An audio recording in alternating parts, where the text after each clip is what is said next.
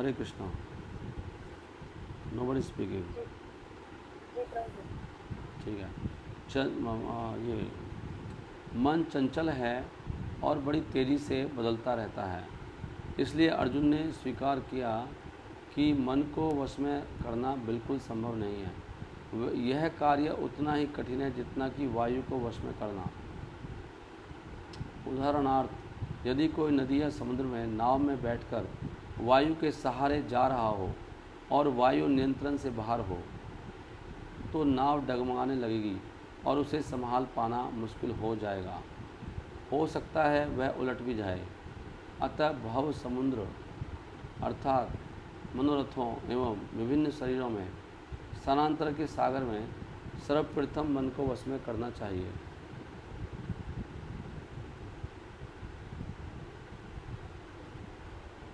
मन को सतत अभ्यास से वश में किया जा सकता है और योग पद्धति का यही उद्देश्य है। अभ्यास योग युक्तेना। किंतु इस कलयुग में योग पद्धति असफल होने की संभावना रहती है, क्योंकि योग पद्धति में कृत्रिम विधियां प्रयुक्त होती हैं। किंतु यदि मन को भक्ति योग में लगाया जाए तो भगवान श्री कृष्ण की कृपा से इसे आसानी से वश में किया जा सकता है। अभी जो टॉपिक चल रहा है वो चल रहा है कि मृत्यु के समय जो हम सोचते हैं और अनुभव करते हैं और चाहते हैं, तीन चीज़, ये मन के विकार हैं। मना विकार आत्मकम। मृत्यु के समय तीन चीज़, थिंकिंग, फीलिंग और विलिंग। उसके अनुसार ही माया हमें नया शरीर देती है। तो श्रील प्रभुपाद फोकस कर रहे हैं कि मन को नियंत्रण करना बहुत ज़रूरी है। तो योग पद्धतियाँ काम आएंगी नहीं, किंतु यदि मन को भक्ति योग में लगाया जाए तो भगवान श्री कृष्ण की कृपा से, देखो कृपा आ रही है यहाँ पर, ये कृपा से होगा, ये अपने आप नहीं होने वाला। इसे आसानी से वश में किया सकता है। इसलिए श्री चैतन्य महाप्रभु ने संस्तुति की है, हरे नाम हरे नाम हरे नाम एव केवलम। मनुष्य को चाहिए कि श्री भगवान के पवित्र नाम का निरंतर कीर्तन करें, क्योंकि श्री भगवान का नाम परम पुरुष श्री हरि से अभिन्न है। अब निरंतर कीर्तन नहीं हो रहा, देखा, ये बड़ा पंगा है निरंतर कीर्तन करना। सेवाओं के शास्त्र में कीर्तन को मेंटेन करना बहुत बड़ी कलाकारी है। नहीं, एक्चुअली हमें लगता है कि हम लोग कृपा पे आधारित नहीं थे कि भगवान कृपा से ही काम बनेगा। बरसात होती रहे तो क्या करोगे आप, सारा काम रखा रहेगा आपका, आपकी जन्माष्टमी सब गोल हो जाएगी, लोग भी नहीं आएंगे। तो भगवान की कृपा पे ही तो होगा सब कुछ। छोड़ देना चाहिए आगे, जितना हो रहा ठीक है भाई। हमारा बहुत समय भी तो ख़राब रहता है फालतू चीज़ों में डेली। अगर हम डेली ध्यान से देखें तो 1-2 घंटे तो ख़राब कर देते हैं हम। फालतू जो बातें नहीं करनी चाहिए वो भी कर लेते हैं। नहीं, तो कीर्तन नहीं छोड़ना चाहिए। आई थिंक कीर्तन तो नित्य होना चाहिए, कीर्तन के लिए समय निकालना ही चाहिए। अभी 2 दिन से कीर्तन नहीं हो रहा है ना, 2-3 दिन हो गए। मनुष्य चाहे तो हरे कृष्ण मंत्र का निरंतर कीर्तन करते हुए अपने मन को भगवान श्री कृष्ण के चरण कमलों में स्थिर कर सकता है। मनुष्य चाहे तो कीर्तन करते हुए मन हो जाता है, सा वही मना कृष्ण पदार विंध्यो, और इस तरह योग की पूर्णता प्राप्त कर सकता है। अन्यथा मन तो इंद्रिय भोग के लिए चंचल होता रहेगा। अन्यथा ये देखा है, मन कहाँ जाएगा, इंद्रिय भोग में चला जाएगा, चंचल रहेगा। और मनुष्य को एक शरीर छोड़कर, ये भी भोग है कि मन भगवान को छोड़ के कहीं और जा रहा है। भोग ही तो है, सब क्यों जा रहा है भाई, कहीं भी जा रहा चाहे। भगवान के नाम रूप गुण लीला में तो नहीं जा रहा ना, कहीं तो जाता है मन। होना चाहिए कि मन को हटाना मुश्किल हो वहाँ से। बार बार जाए मन, कभी नाम में, कभी रूप में, कभी गुण में, कभी लीला में, वो तो जाता ही नहीं है। नहीं, मुश्किल है। एक भक्त बता रहे थे हमें, अभी कल परसों बता रहे थे कि मैं जब जवान था तो मेरी कंसंट्रेशन बड़ी पक्की थी, लोग भी कहते थे मुझे, और अब मेरी बिल्कुल कंसंट्रेशन नहीं रही वृद्धावस्था में।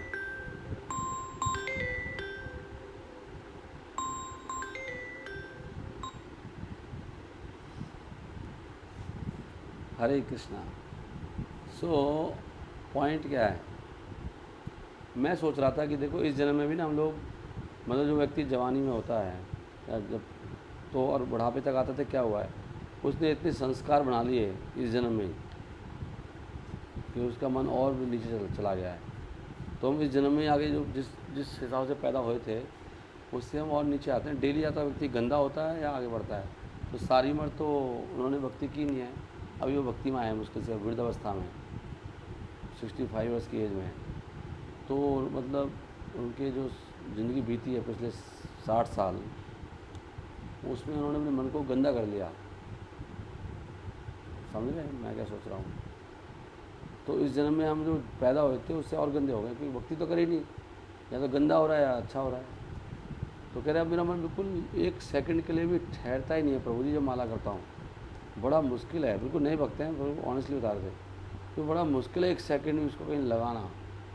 हरे कृष्ण महामंत्र करते करते कंसंट्रेशन लगती ही नहीं है, ऐसा कहते हैं ना, ऑनेस्टली बताते हो कि बिल्कुल मेरी कंसंट्रेशन, और जवानी में था तो मेरी कंसंट्रेशन बहुत तगड़ी थी। तो ये मन चंचल हो जाता है भोग करके, क्योंकि सारी उम्र हमने भोग ही तो किया है, चाहे पैसे कमाए, चाहे कुछ और करा, चाहे बच्चे बनाए, अल्टीमेटली अपने मन की करते रहे। इवन भक्ति में भी जब हम अपने मन से भक्ति करते हैं, अपने मन से कुछ भी किया जो अच्छा लग रहा है, उससे बात कर ली नहीं, तो अगर हम, जैसे मेरा मन कर रहा है कि अभी मैं माला करूं क्लास के समय, अभी क्लास चल रही ना, मेरा मन ऐसे कह रहा है, तो ये भी एक तरह की तृप्ति है, क्योंकि आप अपने मन से चल रहे हो, कंट्रोल में नहीं हो। तो कुछ और बोलेगा, अब तो सही बोलेगा, बोलेगा भाई टाइम नहीं मिलता है, फिर मेरे को क्लास लंबी हो रही है, मेरा शाम ऐसे, वो ऐसे बंदा अपने हिसाब चलता है। तो उसको ना अपने मन से डिसीजन नहीं लेनी चाहिए, क्योंकि उसको इंडिपेंडेंट रहने की आदत है, वो पहले वही थी भोग में भी, अब यहाँ भी। तो उसको गुरु से पूछे करना चाहिए।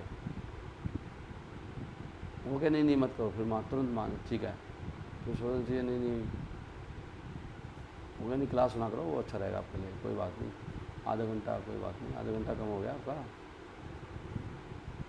वो कहता है कि नहीं नहीं फिर मेरा जब होता ही नहीं है, ऐसे कई वक्तों को लगता है। वो ऐसे कर सकते हो, आपको माला पूरी हो जाएगी जल्दी, लेकिन वो इंडिपेंडेंट बनी हुई ना, मेन पॉइंट है इंडिपेंडेंस खोना। वो मन तो फिर अपना अपने समय पे दिखाएगा वो करिश्मा, उस समय आपको कौन कंट्रोल करेगा। आपको आदत नहीं है किसी बात मानने की, इसलिए स्पिरिचुअल एक्टिविटी भी अपने मन से नहीं करनी चाहिए। तभी तो कोई कुछ भक्त हैं हमारे ग्रुप में भी हैं, मतलब माला भी करते हैं, मंगला आरती भी करते हैं, भागवत भी पढ़ रहे हैं, सेवा भी कर रहे हैं, मन बिल्कुल कंट्रोल में नहीं है। यू कैन सी, हम भक्तों के साथ ही रहते हैं कि यार सब कुछ तो कर रहा है, और मन ऐसा लगता है ऐसे कि जो भक्त नहीं है उनसे ज़्यादा ख़राब मन है। जो नॉन डिवोटी वो भी थोड़ा शांत, मतलब बहुत सारे लोग मिल जाएंगे तो बात हो जाएगी तो दे आर पीसफुल। मैं ऐसे लोगों को जानता हूँ जो बिल्कुल नॉन डिवोटी हैं और बड़ी गंभीर अवस्था है, जैसे Mahatma Gandhi was not a devotee, नहीं, मतलब हमारे डिवोटी तो अच्छे ही हैं जो उनसे कि भगवान को मान रहे हैं, भगवान परम भगवान है, गीता ही पता है। तो ऐसा क्यों हो रहा है? मेन पॉइंट है कि वो स्वतंत्र डिसीजन ले रहा है, वो किसी अंडर ही नहीं आया था, मतलब आया है लेकिन अपने हिसाब से आया है। दीक्षा ले ली है, ठीक है, तो दीक्षा तो हो जाएगी, किसी कोई माला करता है 16 माला, और 4 नियमों का तो अभी ढीला ढाला ही माहौल है, दीक्षा मिल जाती है, अगर स्ट्रिक्ट तो कोई दिखता नहीं है, झूठ बोल दो। सो जब तक फिर ये बड़ा मुश्किल है बाहर निकलना इस माया से। इसको गुरु इसलिए लिखा है, गुरु निकालता है, कहीं देख आएगा। हमें कई जगह पढ़ा है कि ये जो इन 4 नियमों को कंट्रोल करना हो, 4 नियमों को, और या कोई भी नियम पालन करना है, वो केवल गुरु की कृपा से होता है। जब व्यक्ति को आदत पड़ जाती है ना कि गुरु की बात माननी है, हर केस में 1 सेकंड में ही, चाहे कितनी स्पिरिचुअल, मतलब हर कार्य उनके इंस्ट्रक्शन में करना, तो फिर व्यक्ति निकल जाता। अदरवाइज़ तो अभी माला कर रहा है वो 32, 64, 100 माला, 150, 200, लेकिन कल कुछ और करने लग जाएगा। ये भी तो मन लग रहा है माला करने में, मन भी कह रहा है, बुद्धि भी कह रही है, कल कुछ और बोलेगी। इसलिए ये बहुत बड़ा पॉइंट है कि स्पिरिचुअल सेंस ग्रेटिफिकेशन मत करो। स्पिरिचुअल सेंस ग्रेटिफिकेशन, आध्यात्मिक इंद्रिय तृप्ति भी होती है। जैसे आप जन्माष्टमी पे चले जाओ, अभी वहाँ पर क्या कहते हैं, वृंदावन चले जाओ, आप हमारे ग्रुप में ही हो। जैसे अंशुल प्रभु बोले कि मैं तो गुरु जी वहाँ जा रहा हूँ वृंदावन, क्योंकि मैं हिमाचल जाऊँगा, फिर मेरे को टाइम मिलेगा नहीं। और हम कहें प्रभु जी नहीं, आप थोड़ा यहीं रुक जाओ जन्माष्टमी पर। नहीं प्रभु जी वहाँ भी तो मतलब वहाँ तो और भी अच्छा ही है, वहाँ क्या है, वहाँ मैं भक्ति करने जा रहा हूँ। अब वृंदावन चले गए तो क्या है, गलत तो नहीं कर रहे। और वहाँ ने खूब भक्ति भी करी, उल्टा इनकी जन्माष्टमी वहाँ से भी अच्छी बनी, फरीदाबाद से भी, खूब वहाँ पे चैंटिंग करी, खूब वहाँ पे प्रोग्राम अटेंड करा, पूरा करके आए। लेकिन क्या मन से कर रहे हैं, कहने नहीं मान रहे। तो फिर आपका मन करके बोलेगा कि कुछ और करूँ, तो कैसे रुकेगा बताओ। आज तो एकदम जाने मन कर रहा है, मन का क्या, मन में तो कुछ भी आ जाता है। तो पानी में जो रंग डालो वो पानी, मन पानी की तरह है। अभी तो इतना अच्छा मन लग रहा है भागवतम में, और जब भूखे विचार आएंगे तो एकदम वहाँ भी पूरी तरह से लग जाएगा, और पूरा आनंद भी आएगा उसमें भी। फिर कौन रोकेगा आपको बताओ, फिर कोई रोकने वाला ही नहीं है आपको। इसलिए कुछ भी कार्य बिना पूछे मत करो। अगर अपने मन से कर रहे हो, नहीं कोई बात नहीं, तो मन को आदत डालनी चाहिए कि नहीं मैं तो वही उनके अंडर हूँ, चाहे वो कुछ ही बोले। ये एक तरह से अच्छा है। चाहे वो गुरु गलत भी हो ना, वो तो कल को पता लग जाएगा आपको, ये उल्टी सीधी बातें बता रहे हैं गुरु जी, अपने यहाँ रह नहीं सकता मैं, उल्टे पढ़ा रहे हैं, तो वहाँ से निकल जाओ। लेकिन आपकी आदत पड़ जाएगी अच्छी। चाहे आपका गुरु भी इतना ढोंगी, तब भी आप गुरु की बात माननी चाहिए, क्योंकि आपको तो आप शिष्य बन गए ना असली वाले। You got the point. आध्यात्मिक कार्य भी अपनी मर्जी से मत करो। जैसे मैं कह रहा हूँ नहीं आप जाके झाड़ू लगाओगे, आप कह रहे हो नहीं मैं तो बर्फ़ी बनाऊँगा भक्तों के लिए, तो आपकी बर्फ़ी तो बना दोगे आप, लेकिन आपकी बर्फ़ी बन जाएगी। This is the point. आप बोले वो सेवा सबसे अच्छी है जो गुरु जिसमें प्रसन्न हो आपका। अपने मन मर्जी से करो आप कोई भी, आपकी सेवा लगेगी ही नहीं। सही है मेरा पॉइंट। सेवा कैसे लेते हैं, मतलब क्यों पहले जब हम भोग लगाते हैं तो क्या बोलते हैं, अपने गुरु का मंत्र बोलते हैं, गुरु की शरणागति चाहते हैं, गुरु का मंत्र, गुरु आपको प्रणाम कर रहा हूँ, गुरु का मंत्र क्या है, हे गुरुदेव आपको प्रणाम का मतलब क्या है, प्रणाम का मतलब है कि मैं आपको शरणागत हो रहा हूँ, मैं आपकी बात मान रहा हूँ, नमस्ते नमस्ते सारस्वती देवे, आपकी बात ऊपर है, मेरी बात नीचे है। ये तो था प्रणाम का मतलब अब आप गुरु के अंडर तो जाके फिर वो गुरु देता है अपने गुरु को, जो आपने गुरु को ऑफ़र करा, गुरु के हाथ में दे दिया आपने, नमस्ते गुरुदेव लीजिए ये चीज़, भगवान को भुला दीजिए, आप भगवान को दे दीजिए। गुरु को जाके देते हैं पैसा, डोनेशन के भगवान के हाथ में देते हैं, डोनेशन किसके हाथ में देते हैं, गुरु लगाता है उसको पैसे को, भगवान सेवा ऐसे होता है ना। तो अगर आपने गुरु से पूछ के सेवा करी ही नहीं तो सेवा लेगा कौन आपकी, भगवान थोड़ी लेंगे, कहाँ जाएगी वो सेवा, गई कूड़े में, कहाँ की सेवा, और कूड़े में पड़ी है बर्फ़ी आपकी, कहाँ पर बर्फ़ी जो बनाई कहाँ पड़ी है वो, हैं कूड़े में गई बर्फ़ी आपकी, लड्डू कूड़े में गया। सही बता रहा हूँ ना आपको, ऐसी तो हो रहा है हमारे साथ में, सेम ऐसे होता है। हम सेवा तो कर रहे हैं लेकिन वो कूड़े में जा रही है, गुरु ने ली नहीं, गुरु को दी ही नहीं आपने, गुरु प्रसन्न ही नहीं है।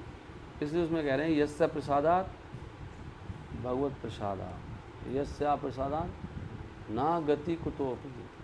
आपने खूब सेवा करी, अब गुरु आपका प्रसन्न है, आप भी आप प्रसन्न है इवन, यहाँ तो ऐसे भी होता है।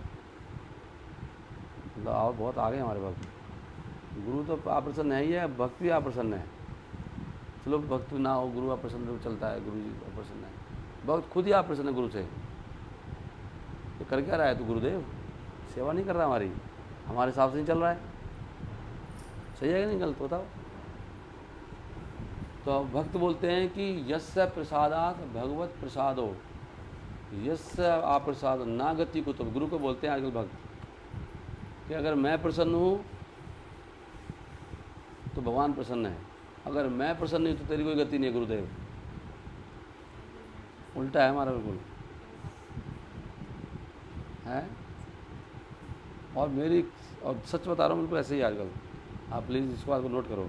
और शिष्य चाहते भी हैं कि तेरी संध्या में मेरी तारीफ होनी चाहिए। ध्यायस्तु वंश तस्सा यशस तेरी संध्या, क्या लिखा है उसमें, तस्सा, मतलब गुरु का ध्यान करो। मेरा ध्यान ही नहीं करा आपने, मेरा नाम ही नहीं लिया। एक बार जन्माष्टमी में मैंने एक भक्त का नाम नहीं लिया, उसका नाम भूल, मतलब नहीं आप ढंग से लिया था, लेकिन मेरे नाम जुबान पे तो नाम लिया, तो बहुत नाराज़ हो गए, मतलब घर में उनके नाराज़गी हो गई बहुत ज़्यादा कि आपका नाम नहीं लिया गया, कि आपने अच्छी सेवा करी। तो शिष्य चाहते हैं कि 3 संध्या जब हो तो गुरुदेव मेरा गुणगान करें, सुबह क्लास में भी मेरा नाम आए, दोपहर को भी और शाम को भी। वंदे गुरु श्री शरणार विंदम, तो गुरु मेरे चरणों का वंदन करते हैं 3 संध्या में। वंदे गुरु, तो गुरुदेव है मेरी वंदना करेगा दिन में 3 बार। अगर नहीं करेगा तो हम नहीं आएंगे प्रोग्राम में। कैसा आइडिया है? अपने या फिर अपने हिसाब से करेंगे हम, और हम घर जा रहे हैं,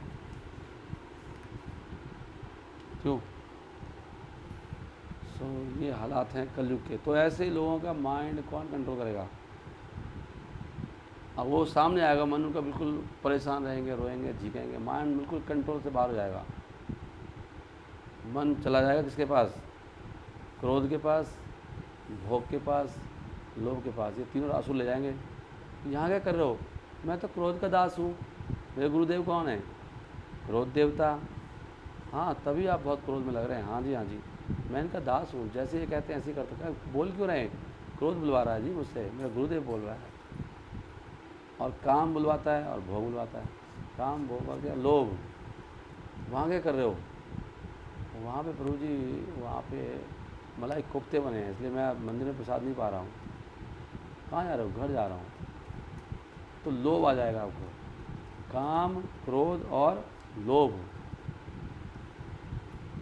इनके दास बन जाओगे। प्रैक्टिकल है बिल्कुल सब कुछ जो बोल रहा हूँ मैं। आप चाहे, मैं हो सकता है क्लास सुन के किसी को गुस्सा आ रहा हो, व्हाट कैन आई डू। इसमें भी चाहते हैं भक्त लोग, ये भी चाहते हैं कि जो मैं बोलूँ क्लास में उनके हिसाब से बोलूँ, ऐसे ना बोले क्यों बोल रहा है क्लास में। ये मुझे मैसेज लिखते हैं लोग डायरेक्टली, करो करो क्लास करो, मेरे ऊपर क्लास करो। यही पॉइंट है, और करो क्लास। फिर कुछ ग्रुप छोड़ के भागेंगे, अब धमकी देंगे ग्रुप छोड़ दूंगा। प्रैक्टिकली ऐसे ऐसे चलता है। कह रहे और कर क्लास, क्लास छोड़ के भाग जाएगा तो, और क्लास चलते भाग जाएगा, फिर जाकर धमकी मारेगा, तो ग्रुप छोड़ के भाग सकता है। ऐसा चलता है प्रैक्टिकली। अब आप लोग हंस रहे हो, आप भी उनमें हो सकते हो। कल को आपके ऊपर क्लास करूँगा अगर, तो मूड ऑफ हो जाएगा आपका। क्योंकि अभी क्या, इसलिए कलयुग में बताया गया, कलयुग के शिष्यों के लिए गुरु की वंदना करता है गुरु तीनों काल। गुरु का काम है, तो गुरु को क्यों वंदना करनी चाहिए? इसलिए हम लोग करते भी हैं, भक्तों की तारीफ करते रहते हैं क्लास में। आप समझ जाएगा मेरी वंदना हो रही है भाई। जो नालायक भक्त है उसकी वंदना करनी पड़ती है क्लास के अंदर। और असली भक्त तो अपनी वंदना सुन के सोचता है मेरी वंदना क्यों हो रही है, गड़बड़ कर दी मैंने। समझे? गुरुदेव उनको डांटते हैं वास्तव में खुले में, जो बहुत सिंसियर भक्त होता है, उसको पता है कि भाग जाएगा, नहीं तो भाग जाएगा भाई साहब। डांट खाना बहुत उत्तम शिष्यों का काम है। इसलिए देख लो, अद्वैताचार्य ने, वो अद्वैताचार्य को लग रहा था कि महाप्रभु ने मुझे डांटा नहीं, सबको डांटते हैं तो मेरी ज़िंदगी खराब हो गई। तो कितना बड़ा पास टाइम है चैतन्य भागवत में।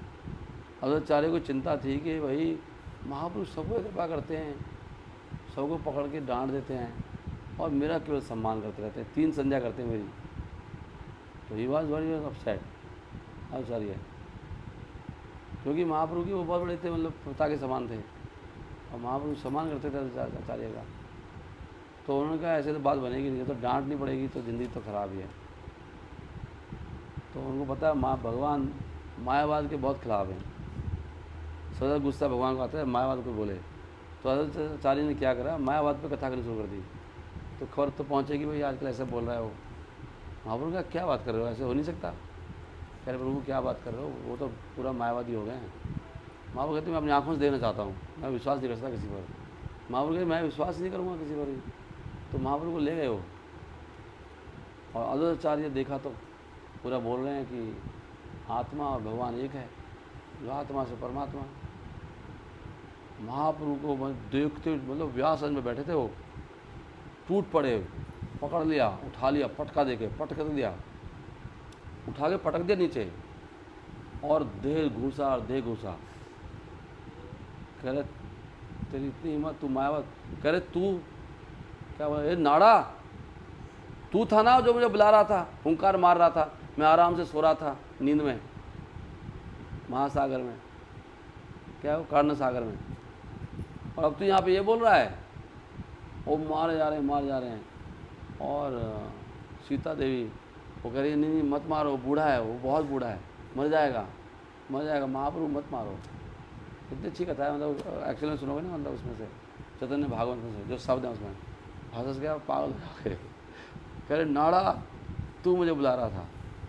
और आचार्य कहते हैं अब मेरा जीवन सफल हुआ आज। अब देखो कितने उल्टे हम लोग। हमें प्लीज़ एटलीस्ट हम अपने आप को समझने का प्रयास तो करो कि हम कितने नालायक हैं, मतलब हमारी चेतना किस प्रकार की है, और शुद्ध भक्तों की चेतना किस प्रकार की है।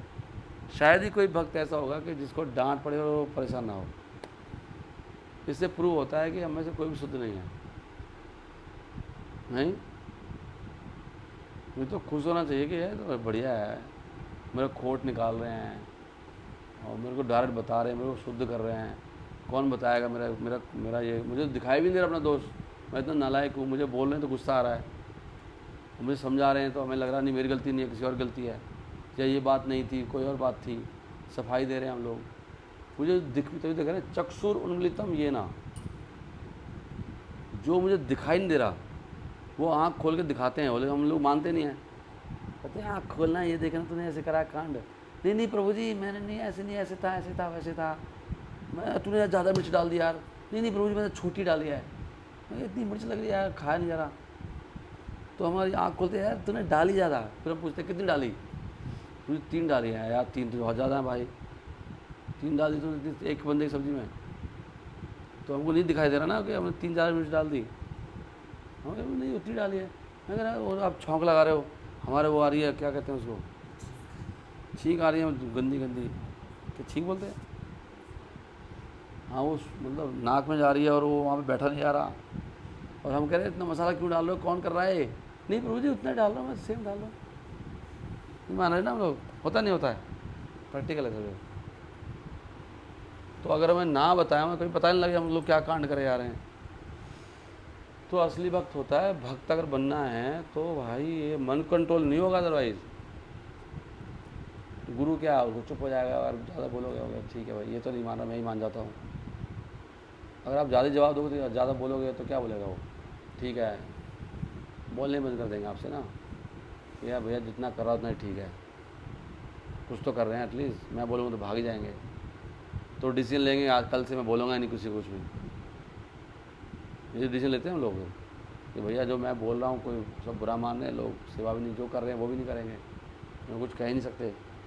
जन्माष्टमी आ रही है, सारा पंगा हो जाएगा, सारे भक्त भाग जाएंगे, क्या सोचोगे बता, क्या सोचेगा वो, नहीं। सो इसलिए बड़ा डिफ़िकल्ट है, इट्स नॉट ईजी। किंतु भगवान श्री कृष्ण अपने भक्त को अपने चरण कमलों में शरण देते हैं। अतः जब भक्त अपना देह त्यागता है तो मन उसे दूसरे भौतिक शरीर में नहीं ले जाता। त्यक्त्वा देहम पुनर्जन्म नैति मामेति। विद्युत भक्त का भगवान श्री कृष्ण ऐसी जगह ले जाते हैं भक्त को जहाँ वे अपनी लीलाएं करते हैं। जैसे कि हमने पिछले श्लोकों में बतला चुके हैं, अतः यदि मनुष्य की चेतना सदा भगवान श्री कृष्ण में लीन रहे तो जीवन उसका जीवन सफल हो जाएगा। अब देखो, इसमें प्रभुपाद ने कुछ लिखा नहीं है गुरु के बारे में, लेकिन जहाँ पे गुरु का जो श्लोक होता है ना वहाँ पे पूरा लिखते हैं, गुरु ही करता है। तो एक श्लोक को इंडिपेंडेंटली पढ़ सकते हैं आप, कभी भगवान की शरण नहीं जा सकते बिना गुरु के, है ना। सबसे पहले क्या है, आदौ श्रद्धा ततो साधु संगा। साधु संग के बाद भजन क्रिया है, भजन तो बाद में आया ना, पहले साधु संग आया है। तो बिना साधु संग के आप भजन नहीं कर सकते आप। ठीक है, मैं इसको यहीं पर विराम देता हूँ, आप पढ़ लीजिएगा। हरे कृष्णा कृष्ण कृष्णा हरे हरे, हरे राम राम राम हरे हरे। इसलिए आप क्या करोगे, हरि भजन करो, अपने आप को बदलने का प्रयास करो।